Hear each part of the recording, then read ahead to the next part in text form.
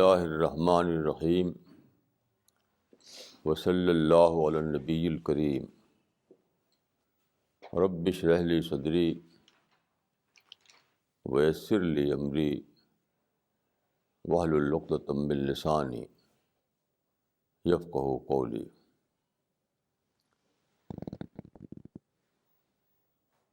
The title for the present talk is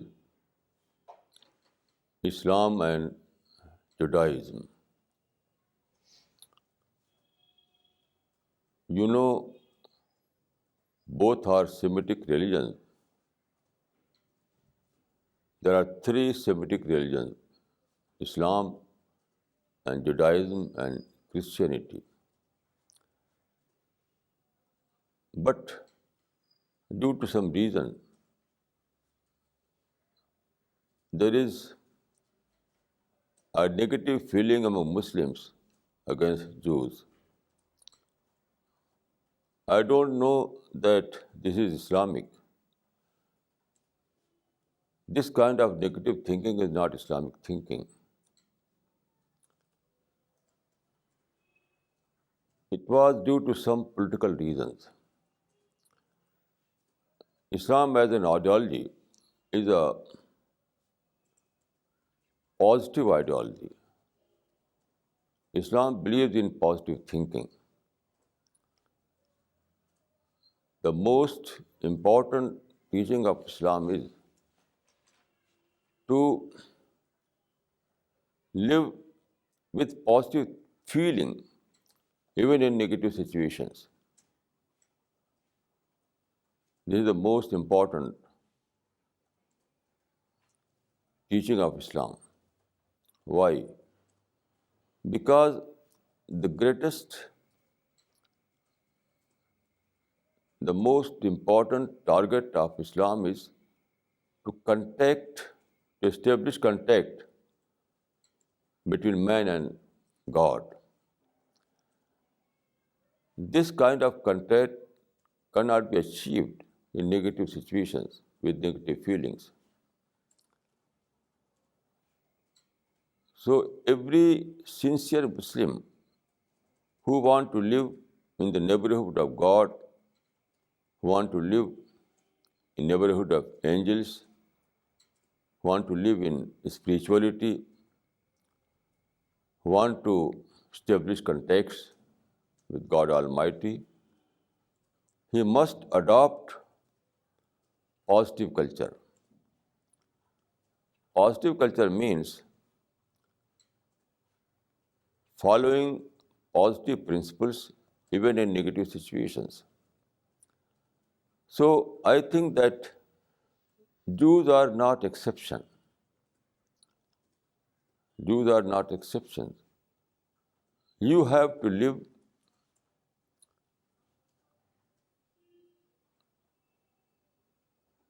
with positivity in every situation. There is a well-known story about the Prophet of Islam. You know, when Prophet was in Medina, there were some Jewish tribes at that time. So what happened? One day, the Prophet saw a funeral procession passing through a street in Medina. He was seated at that time. On seeing the funeral, the Prophet stood up in respect. One of his companions said, "O Prophet, it was funeral of a Jew, not a Muslim." Prophet replied, "Alaysat nafsan?" Was he not a human being? It means that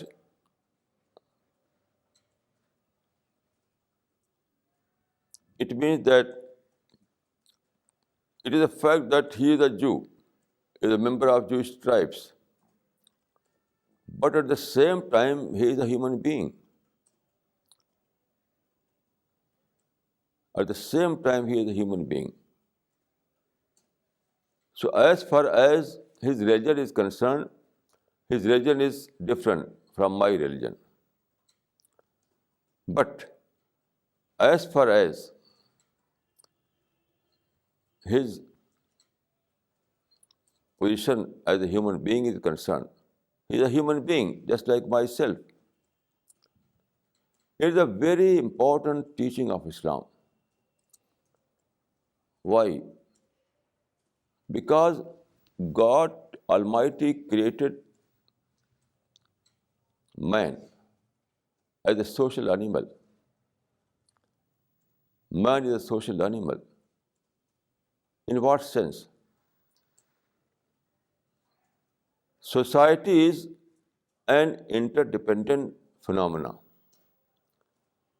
Interdependence is an essential part of social living.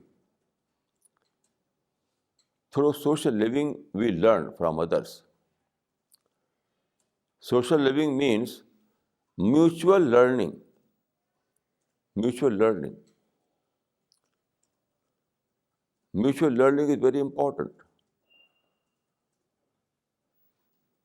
I remember a very interesting story. Once I visited New York, there is a gentleman, Mr. Kalimuddin. So his wife told me that once he happened to meet a Jewish lady. She was a principal of some school over there. So at that occasion, Mrs. Kaleem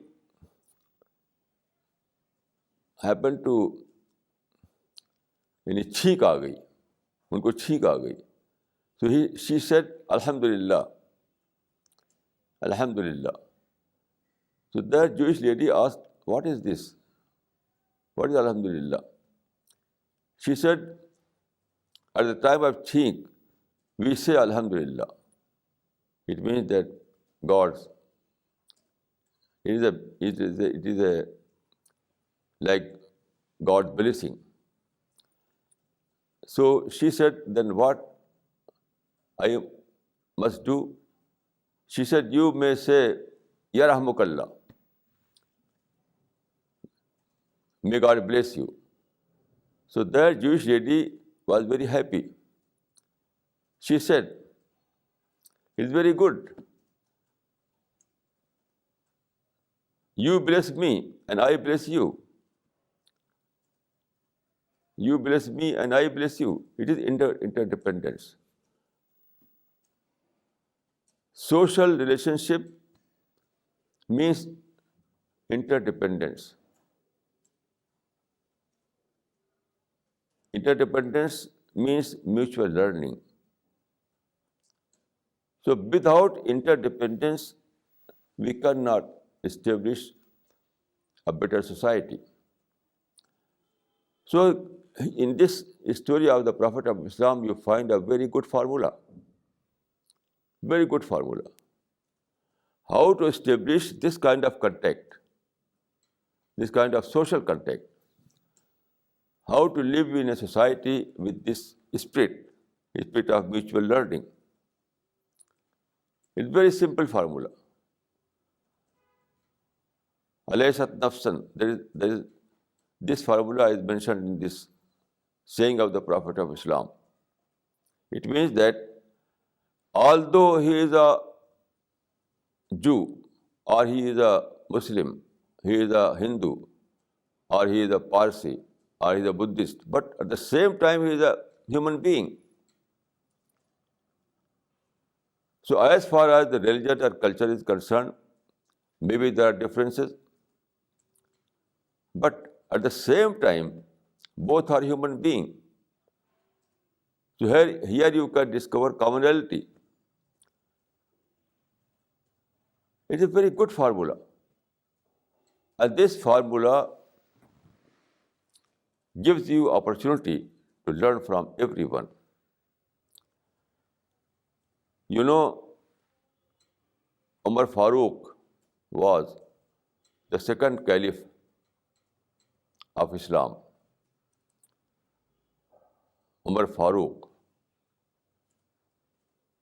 About Umar Farooq, we read in books that Kana yata'allamu min kulli ahad.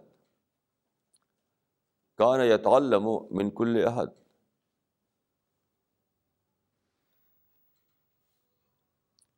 He always he always yeah, his method was method of learning, to learn from others, to learn from others.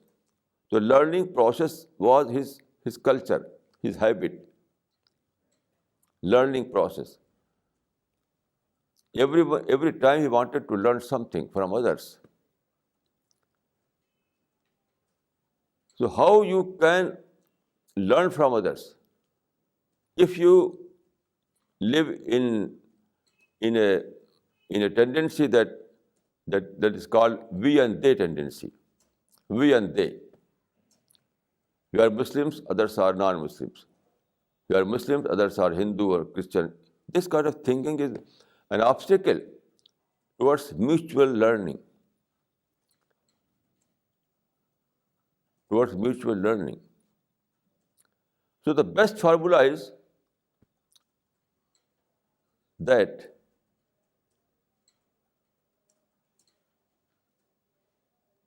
avoid the difference in terms of culture, in terms of religion, and see the commonality in terms of humanity. So there may be differences in culture and religion, but there is no difference at all in terms of humanity. Here you can discover commonality.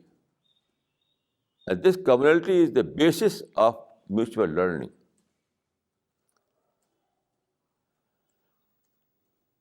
Muslims of modern age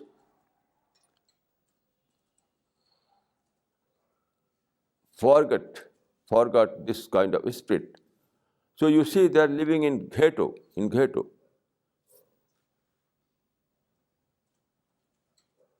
I read a book. This book was authored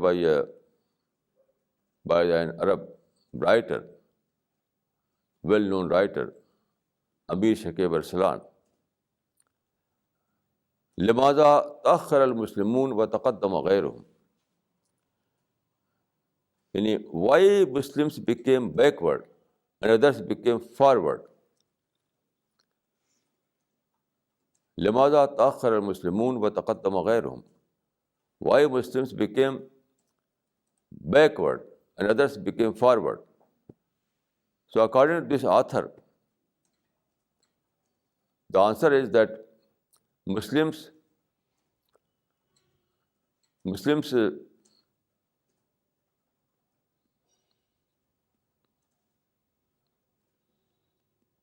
forgot the jihadi spirit. So according to this author, jihadi spirit is the most important thing in progress and development. It is wrong. I think the present Muslims, forgot the spirit of mutual learning.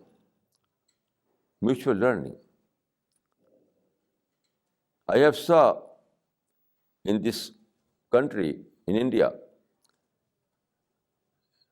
especially before independence, Muslims were hesitant to get admission in Hindu school or Christian school or government school. They wanted to establish Muslim school. This kind of tendency, because of this kind of tendency, they became a ghetto. This is a ghetto mentality. This kind of mentality is a ghetto mentality. The Muslims became a ghetto. This is the main reason of their backwardness. This is the main reason of their backwardness. Now, there are some very sad aspect of this subject. For example, in the first chapter of the Quran is Al-Fatiha. Alhamdulillahi Rabbil Alameen, Ar-Rahman Ar-Rahim, Maliki Yawmiddin, Iyyaka na'budu wa iyyaka nasta'een, Ihdinas siratal mustaqim, Siratal ladzina an'amta alayhim, Ghayril maghdubi alayhim waladdallin. The majority of Muslims believe that in this chapter, Maghdub alayhim means Jewish people, and Zalin means Christian people. It is wrong.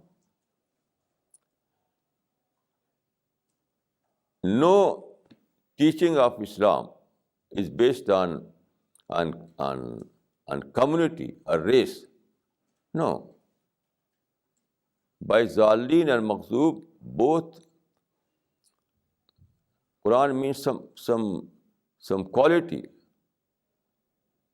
some features, not any race. Maghdub alayhim means those who were cursed, who received divine curse. But it was based on any race. It's based on individuals, on their character. God's reward and punishment both is based on character, individual character, not to race. No race is in this world, according to Islamic law, according to the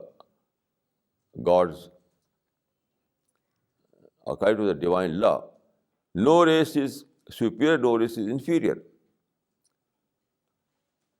No race is blessed race and no race is cursed race. This is wrong. All these things depend on merit, on quality, on character. So this kind of wrong commentary is the main reason why Muslims became negative towards Jewish people. And also not only Jewish people, against Christians, against Hindus, and Parsis and Britishers and Americans. Muslims become negative. This kind of feeling is communal feeling. It is not Islamic feeling. This kind of negativity is based on communal feeling. It has no justification in Islamic teachings. Now, I would like to mention some references from the early history of Islam. There is no we and they concept in Islam. We and they concept is quite alien in Islam. It is quite foreign in Islam. Islam believes in commonality. All human being is one and the same. So when, Prophet of Islam was received first revelation in 610 AD. At that time he was in Mecca. So when he received this first revelation, it was a new experience for him. So there was a kind of, you can say, bewilderment or some kind of uneasiness. So at that time, he was in cave of Hira. So he returned back from Hira, at his home there was Khadija. She was his wife. So the first person he met in Mecca was Warqa bin Nawfal. This happened according to the suggestion of Khadija.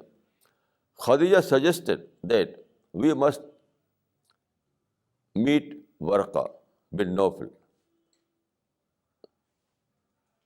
So Khadija and Prophet Muhammad went to Warqa bin Nawfal. He was living in Mecca. He was an old man. Also, he was at that time, he became blind. So Prophet Muhammad narrated the story happened in the cave of Hira. So Warqa bin Nawfal was the first person in Mecca to whom he narrated that story. You know who was Warqa? He was a Christian. Warqa was a Christian. The first interaction in Mecca.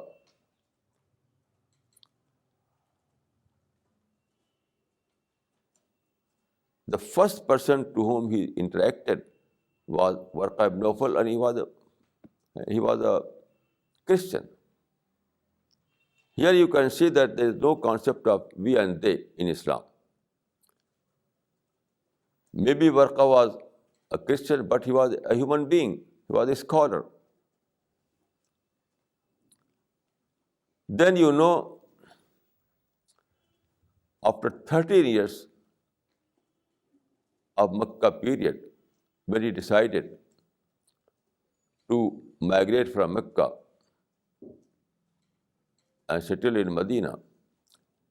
So at that time, he required a guide. At that time, you know, there were no roads. Now there is very good, very nice roads between Mecca and Medina and all kinds of facilities. But at that time, there were mountains, there were no roads, no facilities. So he wanted to have a guide. You know who was his guide at that time? This was a very, very dangerous journey. Every time there was a risk. But he opted for Abdullah bin Arqat as his guide. And you know who was this Abdullah bin Arqat? He was a mushrik, a member of enemy community. You know, mushrik people of Mecca were became enemy. They turned hostile. So Abdullah bin Arqat was an idol worshipper. He was a mushrik. He was a member of the enemy community. But he opted for Abdullah bin Arqat as his guide. This is the Islamic spirit.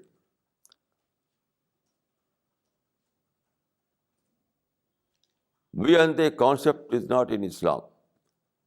I am Muslim, he is a mushrik. I am a Muslim, he is a Hindu. I am Muslim, he is a Jew. I am Muslim, he is a Christian. This kind of separatism is not in Islam. Islam believes in common humanity. Every human being is my sister and brothers. Then you know, in later period of Islamic history, Muslims established some universities, some institutions like Baitul Hikmah and Darul Hikmah. So you know, they employed Christian scholars and Jewish scholars in these institutions. During Abbasid period, then in Spain also, and in Cairo, there were universities, there were institutions, and Muslim scholars and Christian scholars, and Muslim scholars and Jewish scholars were working together in these institutions. There was no communal feeling. This was the true Islamic spirit. So if you find that the religion of my neighbor is different,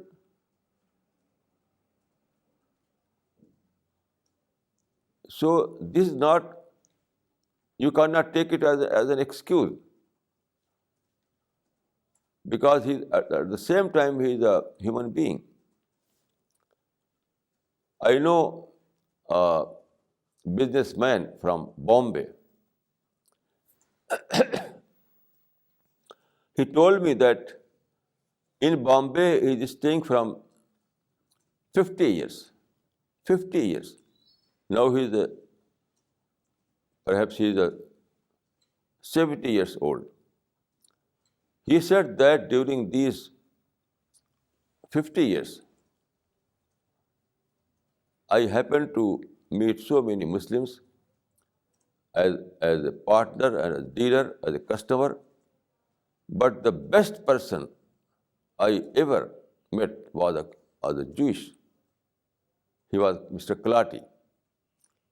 Mr. Kalati was his partner in Bombay.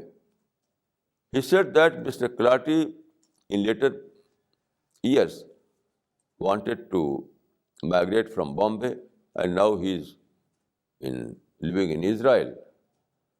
But when he was in Bombay and he was a partner of this Muslim businessman, he found that he is the best partner, honest partner. He never created any problem at all. So in every human being, in every person, there are two different personalities.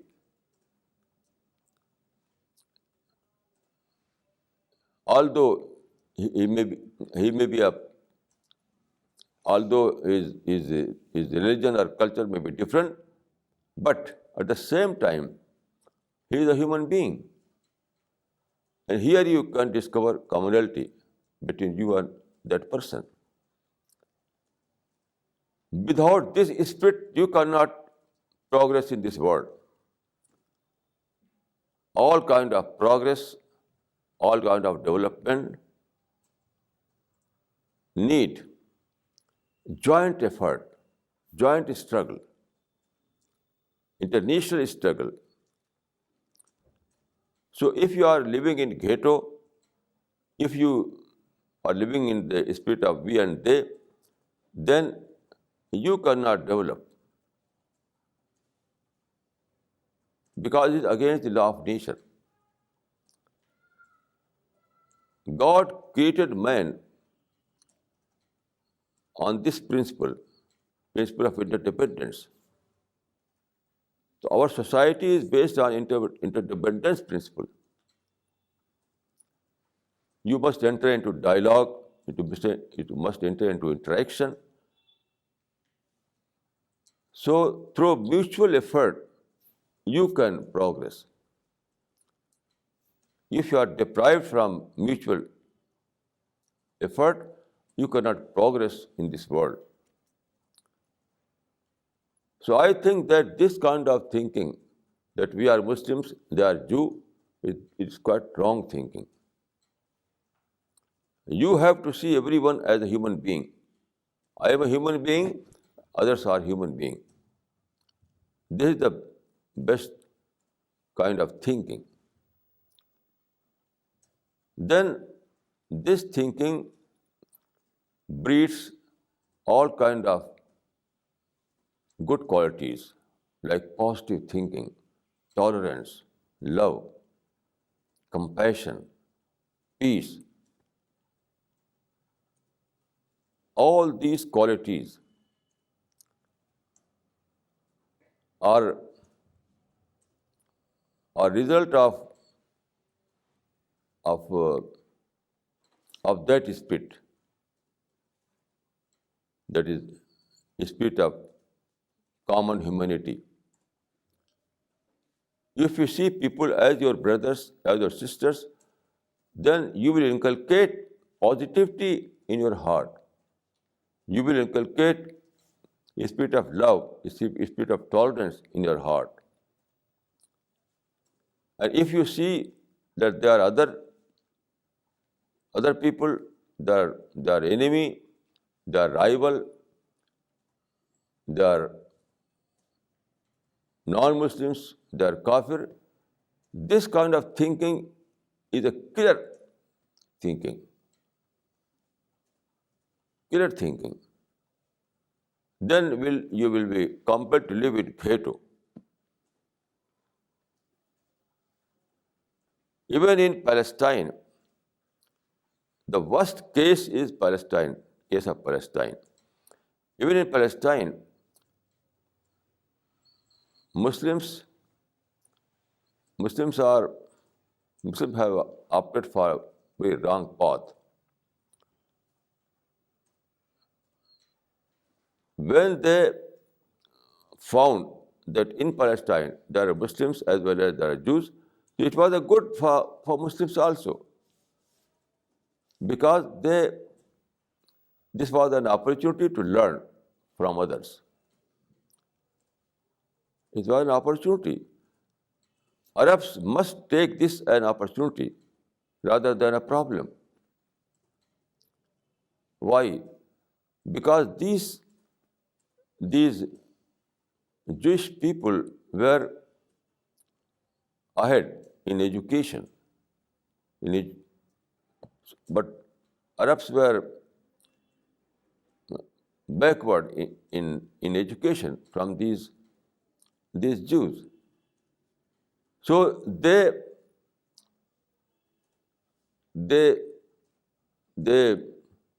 established a very bad contact.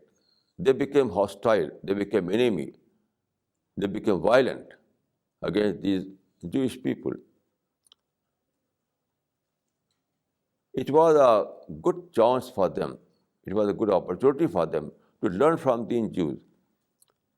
You know, these Jewish people performed a miracle in Palestine in terms of education, in terms of horticulture, in terms of agriculture. If you visit Palestine, you will find that there are two different areas, Arab area and Jewish area. In Arab area, there is a desert, there are ghetto, there are dirty lane. There is no different, no progress, no development. It's not due to conspiracy from Jewish people. It is due to lack of true spirit among Arabs. And if you travel in the Jewish part of Palestine, you will find that there are planned city, beautiful city. There are agriculture, there are horticulture, there are florist business, there are all kinds of travels. As Arab established hostilities, they became violent. They engaged in fighting. So all those opportunities they were not able to avail all those opportunities. This difference is not due to Jewish conspiracy. It is due to failure of Arabs. They failed to avail all those opportunities.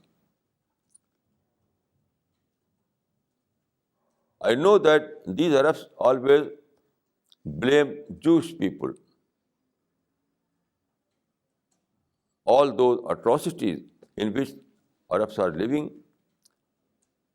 they blame that all the basic cause are Jewish people, due to Jewish, due to enmity of Jewish people, due to conspiracy of Jewish people, due to violence of Jewish people, they became backward. But I think it is wrong.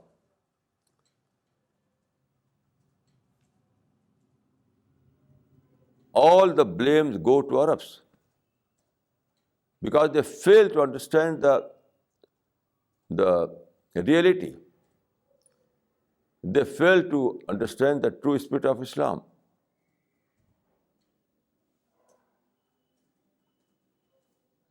Due to this, the present situation in Palestine is that one part of Palestine is developed part and the other part is underdeveloped part. So I think that difference is a part of nature. There are differences between Muslims themselves.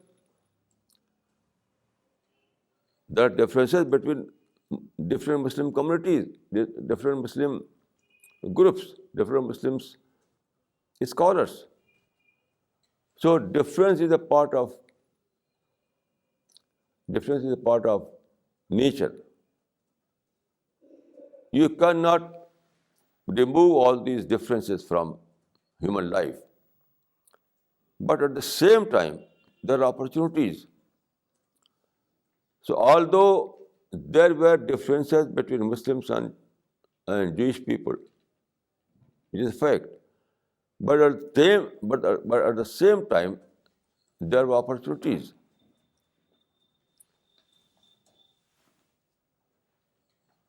You know, in Baghdad, in Cairo, in Gharnata, in Cordoba, everywhere Muslims availed that opportunities. They employed Jewish scholars.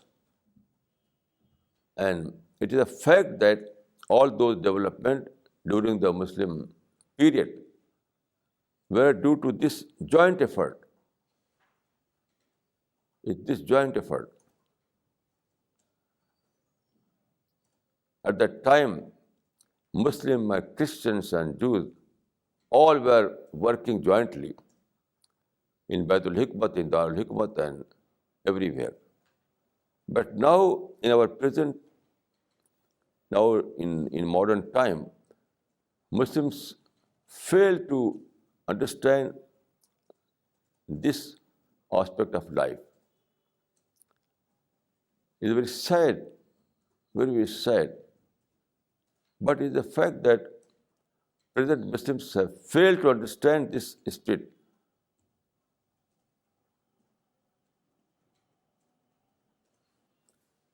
So I can say that don't make difference an excuse. Don't make difference an excuse. Don't make enmity an excuse. Don't make conspiracy an excuse.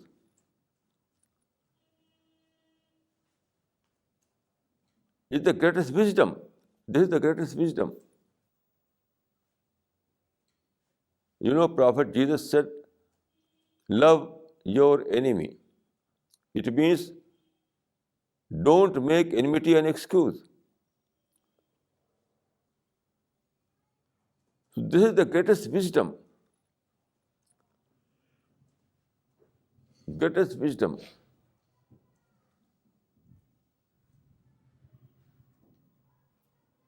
And only those people can progress in this world who adopt this formula of life.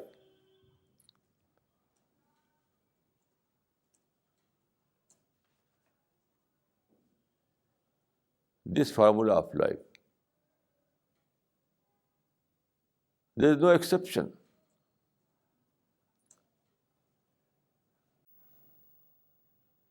There is a very good saying, if you have a good excuse, don't use it. So I think that we have to leave this kind of thinking that this community is our enemy, they are our conspirator against ourselves, and this and that. All these thinking is negative thinking. And negative thinking is the greatest killer. Greatest killer.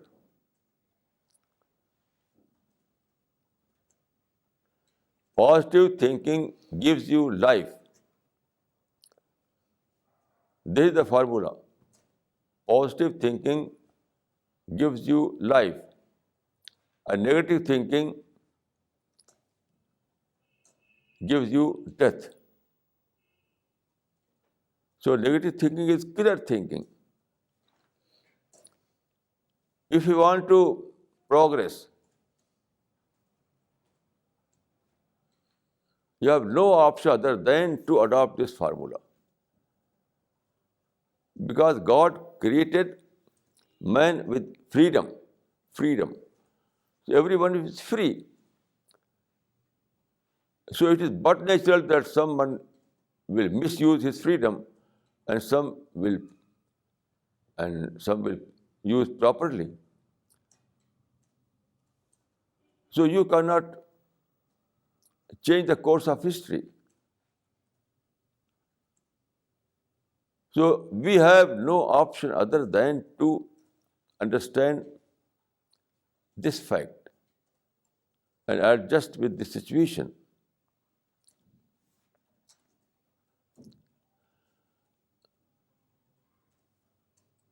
You know, Jewish scholars have served Islam a great. Many books were authored by Jewish people. Many books were authored by Jewish people. In the early period of Islam, there was a great scholar, great Jewish scholar. His name was Abdullah bin Salam. His services is very great in commentary of Quran. Then in our modern times, there were, I know some people who were born in Jewish family, then they embraced Islam, and they authored some very important books, like Maryam Jamila. She was born in a Jewish family, and then she embraced Islam, and she published so many books on Islam, very good books. Then Mr. Leopold Asad, she was born in a Jewish family. Then he embraced Islam, and he also published so many books, especially a commentary on the Quran. He has published a complete commentary on the Quran, and his commentary is very popular among Muslim scholars. There are some other books like Islam at the Crossroads. So in history, you will find that there were so many Jews who embraced Islam, and they were great servant of Islam. So this kind of thinking that we are Muslims, they are Jew, and Jew are Maloon, Maghzoob, is completely wrong. No one is Malvoon by birth. According to my experience, I found that every human being has some special quality. every human being was born with some special quality. Every man and woman, both.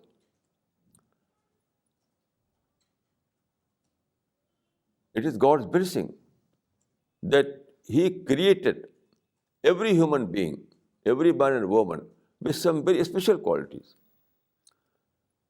So we have to discover that special quality and learn something from them. So if our thinking is that if our thinking is based on we and they concept, we cannot learn.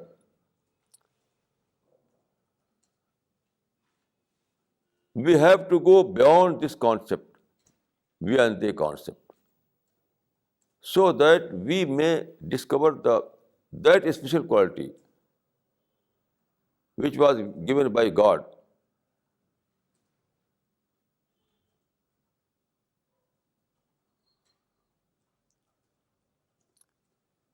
This kind of spirit is very important in every kind of activity, academic activity, business activity, in every field. If you inculcate in your this kind of spirit, then you can learn from every human being. You become a universal person.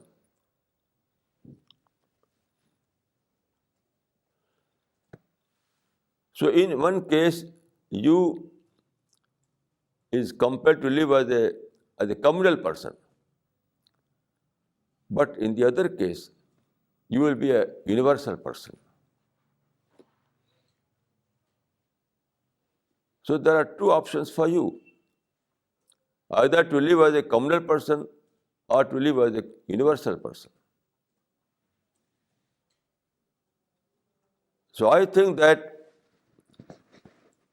this kind of thinking is clear thinking, that I am a Muslim and these people are kafir, these people are this and that. These are clear thinking, clear.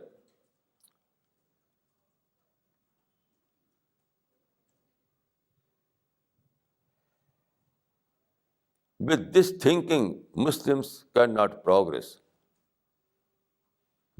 With this thinking, Muslims cannot progress.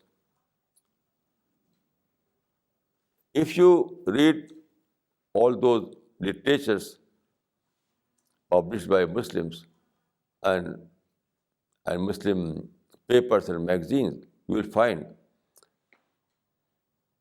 that all the Muslim writers are engaged to disclose the conspiracy of other nations.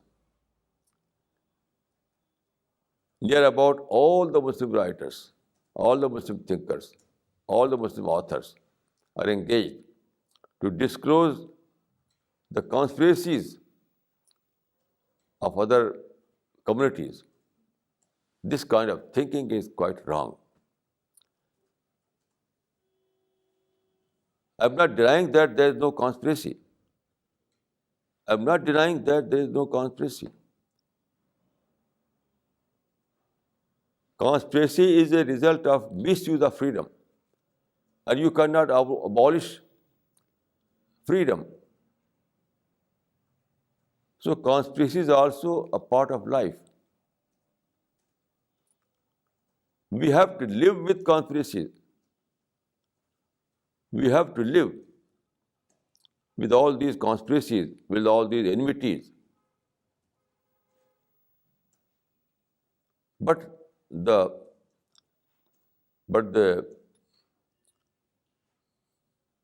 good tidings for us is that the world was created on this formula, innamal usra yusra, innamal usra yusra.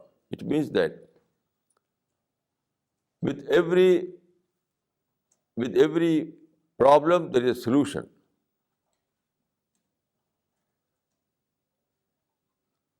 no conspiracy or no enmity can abolish all those opportunities. It is impossible.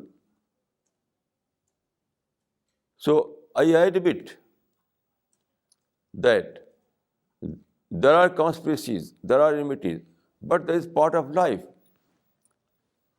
We have to live with all these conspiracies, with all these enmities. So I'm not saying that Jewish people are friend of Muslims. No. I'm saying that they're human being. So as they are human being, they are just like ourselves. So if we want to establish a better society, if we want to progress in this world, we have to leave all these negative thinking. We have to abandon all these negative thinking. Negative thinking is the greatest killer for human progress.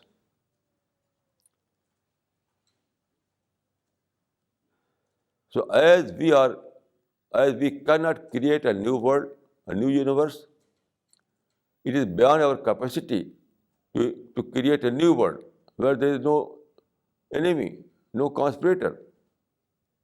It's not possible for us.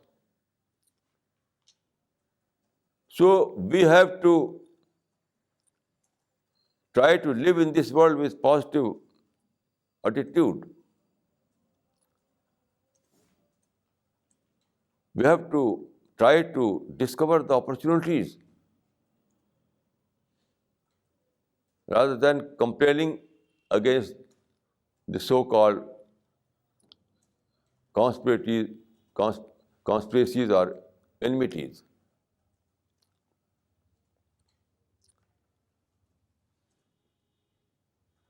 So I am not saying that there is no difference between Islam and Judaism.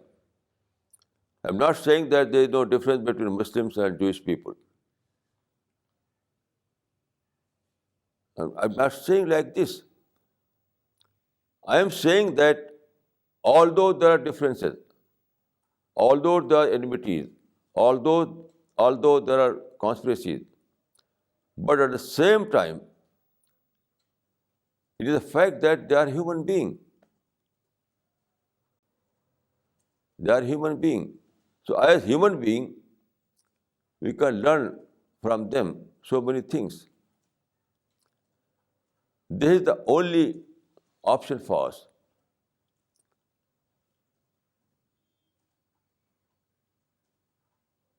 So the greatest fact we have to keep in our mind that we are not the creator of the present world. Present world was created by God. So as we are not creator of this world, we have to adjust with this world. And world was created with so many people. It is God's creation that in this world there are Muslims, there are Jews, there are Hindus, there are Parsis, there are Christians, there are Americans, there are Britishers. It is also a part of the creation.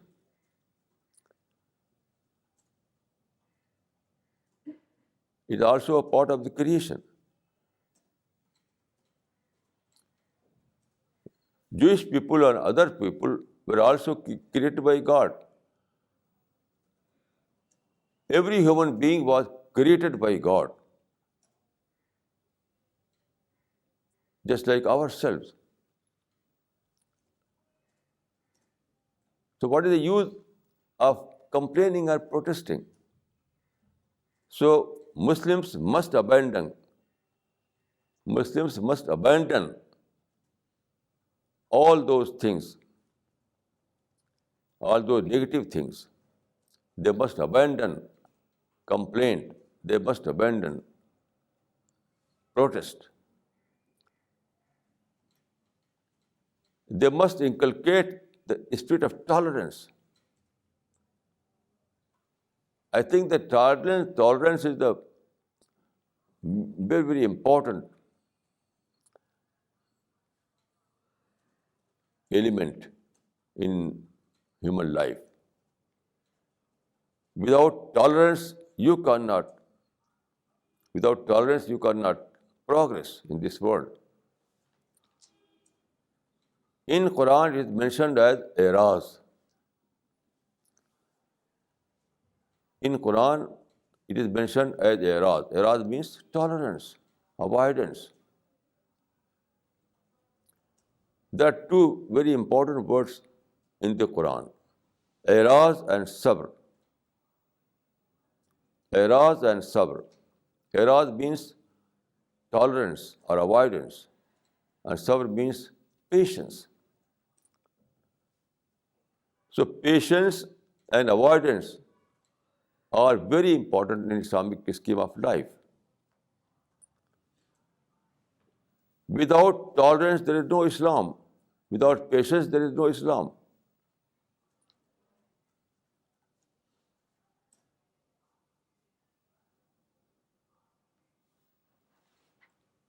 So we have to know that patience and tolerance are just like ibadah, just like namaz, just like hajj. Patience and tolerance, that is i'raz and sabr, are an integral part of Islamic life. Patience and tolerance are integral part of Islamic life. Without patience, there is no Islam. Without tolerance, there is no Islam. Without adjustment, there is no Islam. Without mutual learning, there is no Islam. Islam is not simply a set of rituals. Islam is a living religion, a living culture.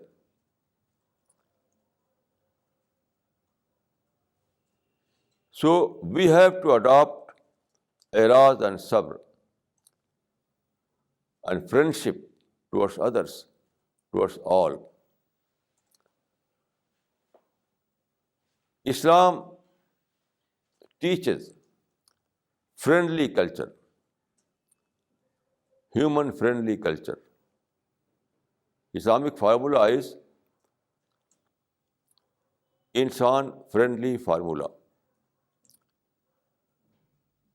أقول قولي هذا وأستغفر الله لي ولكم أجمعين.